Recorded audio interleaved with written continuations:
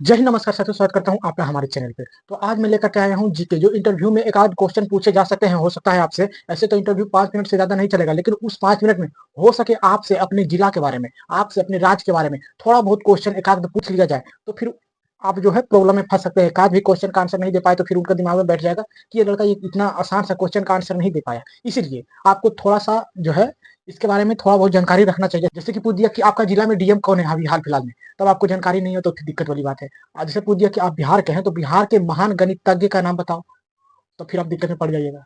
ठीक ना? तो ये सब जानकारी थोड़ा बहुत ऊपर ऊपर की जानकारी आपको रहना चाहिए, और आज के वीडियो में हम उसी पे बात करने वाले हैं। तो जैसे कि अपने जिला की जानकारी आपको पूरा प्रॉपर होना चाहिए। आपका जिला में कौन है डीएम, कौन है एसडीएम, जो है भी है, सब ये जानकारी आपको होना चाहिए। ठीक ना? मेरा काम है रास्ता दिखाना, बाकी तैयार करना आपका काम है। ठीक ना? मैं सिर्फ रास्ता बता सकता हूँ कि आप ऐसे से आप कर सकते हैं, बाकी कॉपी लेकर के बैठ करके जो है तैयारी आपको ही करना है। तो चलिए, बिहार से जुड़े 2 प्रमुख धर्म कौन-कौन से हैं पूछ लिया जाए तब। पहला है बौद्ध धर्म, दूसरा है जैन धर्म। बौद्ध धर्म बिहार से जुड़ा है, जैन धर्म बिहार से जुड़ा है, ये तो आपको क्लियर हो गया होगा। अब मौर्य साम्राज्य के संस्थापक कौन है? चंद्रगुप्त मौर्य। अब पूछा जाए बिहार में, भारत में कितने महाजनपद है, तब बताना है 16 महाजनपद। तब फिर आपसे पूछा जाए सबसे शक्तिशाली राज्य कौन था उन 16 महाजनपदों में, तब आपको बताना है मगध राज्य। मगध, अब मगध कहाँ था? बिहार में। तो मौर्य साम्राज्य के संस्थापक चंद्रगुप्त मौर्य। जनक कौन थे? तो अर्थशास्त्र थे। चंद्रगुप्त मौर्य के कौन थे? गुरु थे। चंद्रगुप्त मौर्य के गुरु थे।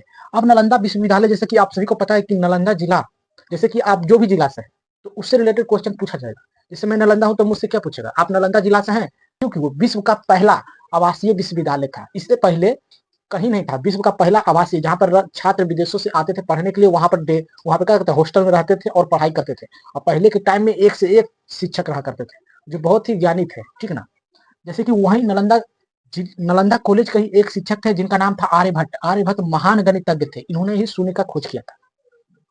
महान गणितज्ञ और खगोलीय शास्त्री थे। ठीक ना? शून्य और दशमलव प्रणाली से जुड़े हैं। शून्य और दशमलव प्रणाली का खोज आर्यभट्ट ने ही किया है। अब एक बार सोच लीजिए, इनका आर्यभट्ट का दिमाग कैसा होगा जिन्होंने शून्य का खोज किया। आप लोग का शून्य एक दो पॉइंट ऐसे करके कुछ दे तो आप अलबला जाएगा, लेकिन इनका ऐसा दिमाग था कि इन्होंने शून्य का खोज किया। मैथ का ही समझ जाइए, आविष्कार कर दिया।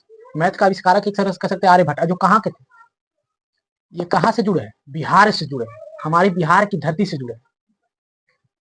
चलिए अब बात करते हैं मगध। मगध शक्तिशाली क्यों था? पूछे आप बिहार में मगध पढ़े हैं, आप बिहार के हैं, मगध राज्य जो है सबसे शक्तिशाली था। तो वो शक्तिशाली कौन से 2 कारण हैं जो शक्तिशाली था मगध राज्य के? तो पहला कारण है कि वो वहां मगध राज्य में जो है उपजाऊ भूमि थी, किसी पे डिपेंडेंट नहीं होना पड़ता था। दूसरा है लौह का भंडार।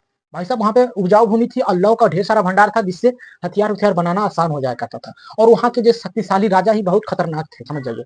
पूरी दुनिया में ऐसा राजा कोई नहीं था मगध जैसा। अब चलते हैं आपका जिला की ओर। अब आपका जिला में क्या क्या जानकारी रहना चाहिए? आपका जिला का डीएम कौन है? प्रसिद्ध राज है तो उसके बारे में जानकारी रहना चाहिए। जैसे कि प्रसिद्ध में बोलो सिवान जिला। सिवान जिला में डॉक्टर राजेंद्र प्रसाद का जन्म हुआ। सिवान जिला के रहने वाले थे। कहाँ डॉक्टर राजेंद्र प्रसाद कहाँ के रहने वाले थे? सिवान जिला। तो आपको, जैसे आपका जिला सिवान है तो उसके बारे में थोड़ा सा हिस्ट्री पता होना चाहिए। जैसे पटना जिला, तो पटना जिला का भी कौन है डीएम? और जहाँ आप रहते हैं पटना का थोड़ा सा इतिहास वगैरह आपको जान लेना है कि पहले उसका नाम क्या था। और हिंदी में किसी भी प्रकार का जो है दिक्कत हो तो आप मैनेज करके चलना। और आप किसी भी जिला से हो तो आपको जानकारी प्रॉपर अच्छी तरह से अपने जिला के बारे में होना चाहिए। जैसे कि मैं एक बार दिल्ली में था और मेरा टी शर्ट के पीछे लिखा हुआ था नालंदा, तो एक भाई देखा और बोला, ओ भाई, नालंदा यूनिवर्सिटी, नालंदा विश्वविद्यालय। उन्होंने आके बोला कि आप बिहार से हो? मैंने बोला हाँ। उन्होंने मेरा टी शर्ट के पीछे लिखा देखा नालंदा, यानी नालंदा इतना फेमस है कि दिल्ली, कोई भी भारत का कोई भी राज्य का व्यक्ति, और वो व्यक्ति हालांकि राजस्थान का था, कोई भी राज्य का व्यक्ति नालंदा को, बिहार का नालंदा जिला को पूरा भारत के लोग जानते हैं, इतना फेमस है खास करके नालंदा जिला। ठीक ना? तो आपका जिला का सांसद कौन है, विधायक कौन है? संसद और विधायक में अंतर क्या है?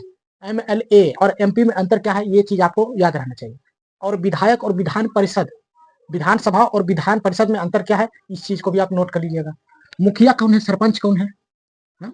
आपका पुलिस स्टेशन कहाँ है, ये सब चीज याद रखना। और सुप्रीम कोर्ट, यानी सुप्रीम कोर्ट जो कि दिल्ली में है, सुप्रीम कोर्ट का न्यायाधीश अभी फिलहाल में कौन है, ये सब चीज आपको अपने द्वारा सर्च कर करके कॉपी में नोट करके याद कर लेना है। अब जैसे कोर्ट पे जो आएगा क्वेश्चन, कोर्ट पे क्या आएगा, वकील की पढ़ाई कैसे होती है, वकील का पढ़ाई कैसे होता है, जज का पढ़ाई कैसे होता है, वकील की पढ़ाई कितने साल की होती है, किसके थ्रू होता है, कौन सा कॉलेज होता है, कॉलेज कैसे जाते हैं, ये सब जानकारी थोड़ा बहुत बेसिक बेसिक चीजें याद होनी चाहिए। ठीक ना? और वकील की पढ़ाई को क्या कहते हैं। ठीक। और जिला, जिला कोर्ट आपका कौन सा है, जिला कोर्ट में आपका न्यायाधीश कौन सा है? पटना हाई कोर्ट के न्यायाधीश अभी फिलहाल में कौन है? इससे पहले कौन थे? सुप्रीम कोर्ट के, जो सुप्रीम कोर्ट के जज थे उससे पहले कौन थे? जो भी है उससे पहले कौन थे? ठीक ना। इससे पहले कौन थे? पवन कुमार। अभी जो है पटना हाई कोर्ट के जो है न्यायाधीश अभी चेंज हुए हैं, एक बार आप सर्च करके देख लेना। पटना कोर्ट की स्थापना कब हुई थी? हाँ, अब भारत का पहला हाई कोर्ट कहाँ स्थापना हुआ था? ये चीज भी याद रखना, कोलकाता में हुआ था भारत का पहला हाई कोर्ट। इससे पहले वाले अध्यक्ष कौन थे पटना के? ठीक। अब आते हैं हम बिहार में। बिहार में कितने जिला हैं? ठीक। और उप मुख्यमंत्री कौन है बिहार का? विधानसभा में कितने सीट है? विधान परिषद में कितने सीट है? बिहार में कितना कोर्ट है? डिस्ट्रिक्ट वाइज है कितना है? मुख्यमंत्री कौन है? वही भारत के गृह मंत्री कौन है? बिहार का राज्यपाल कौन है? कानून मंत्री कौन है? शिक्षा मंत्री कौन है? बिहार की चौहद्दी क्या है? भारत की चौहद्दी क्या है? ये सब चीज आपको क्लियर रहना चाहिए।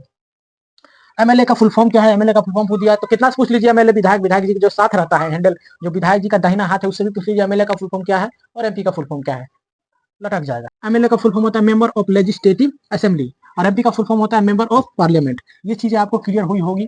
तो आई होप आपको ये जीके समझ में आया होगा। आने वाले क्लासेस में और भी मैं इस टाइप के जीके लाऊंगा और क्या क्या क्वेश्चन पूछे जाते हैं ये टाइप के भी मैं क्वेश्चन जो है आपके लिए लाऊंगा।